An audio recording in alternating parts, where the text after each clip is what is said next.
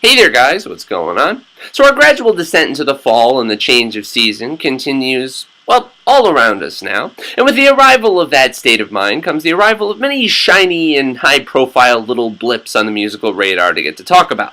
And I, for one, could really care less about the season, so long as I get to have the fun of talking about stuff like this. And today's installment is particularly fascinating, though I think I'm going to get to say that a lot in the next few videos. It's also particularly high profile, at least in the circles that I happen to frequent, and it involves a release that has already been rather divisive and split in many different ways from the perspective of both fans as well as music reviewers. It's been split in so many ways, in fact, that it quite possibly might make pizza jealous. If you weren't paying attention, that was my corny icebreaker just for you.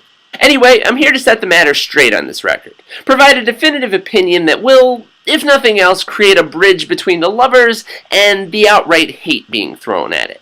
That steady hand on the wheel, if you will, that makes certain not to fanboy too hard while delivering you the straight goods. It's a tough and a tall order, but I'm here to do just that. And this mysterious release is none other than the brand new Ryan Adams self-titled EP, which is due out on this soon-to-be September 9th. It is his 14th studio album, and his latest following 2011's return of normalcy that was the heavily acoustic-leaning Ashes and Fire. Things are a bit more structured for Ryan and crew this time around, but we'll get to talking more about that in the review, which, without further ado, is starting now. First off, I will in no way be anointing this as Ryan Adams' masterpiece, because frankly, it's not.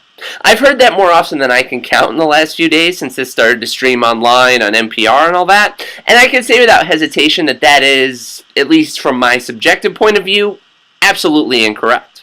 No, it's not his Born to Run, that's just the cheapest 80s related comparison some people can apparently think of. Not really that deeply lyrically sincere, and it is not his quote-unquote best yet. For a younger artist with even a third of the catalog, perhaps it could be, but with Ryan, the best has likely already been, and that is a steep and climbing mountain to dare even get into anyway.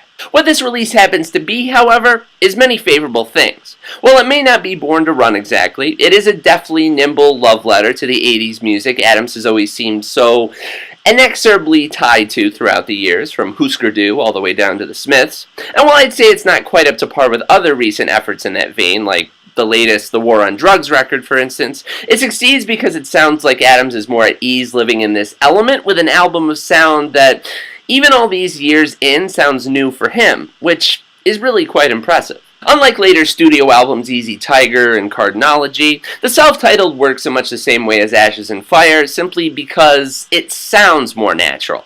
What it lacks, however, is the ability to sound more openly raw, which was always a defining quality of the best of Adams' work. Whatever songwriting wounds may have started to open on Ashes and Fire sound really closed off and distant here, buried in this vague insecurity, repetition, and a few good lines and choruses hidden here and there beneath a hollow overall sense of just playing it safe.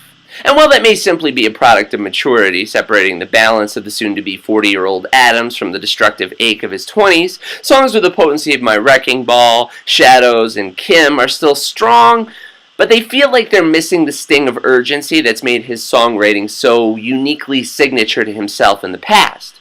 But all in all, this whole Ryan Adams self-titled thing is, at the very least, a really even-keel return to full band form following this whole largely solo acoustic period. While I think the arrangements do lean a little too hard on the chorus pedal and cause the tone of some songs to blend together, tracks like Trouble, Stay With Me, and Feels Like Fire are really, when you get right down to it, an undeniably welcome addition to the latter era Adams catalog.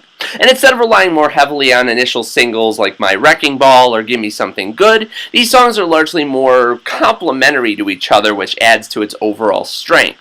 So while I still definitely have my doubts and a lot of criticisms here, it would be impossible not to give the album kudos for what it does well. My favorites from this one are several of the songs mentioned here, such as Kim, My Wrecking Ball, and Feels Like Fire, as well as the Whiskey Town in 1985 feel of Closer Let Go, and the power chord mashing, mildly Purple Rain accented mix of I Just Might.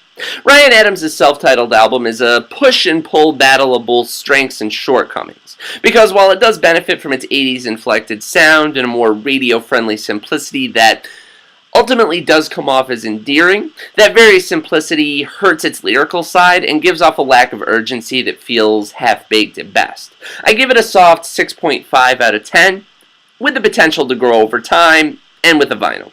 But that's it, and that's all for me here, guys, with my coverage of Ryan Adams and his upcoming self-titled album. Like I said before, the record is due out on September 9th, along with a host of other albums that we're going to be talking about very shortly here on my page. So you can go and check that out over on iTunes. You can go and stream it on NPR until the release date. You can go get it on Paxam. You can go and, like I said, stream it early and come back and argue with me in the comments about my rating and all manner of things that we musical people do. Ultimately, go and check it out, see for yourself, and, get back to me here with any comments, subscribe, anything like that under the sun. Keep it here for much more music reviews and coverage and stuff still to come, and just stay tuned.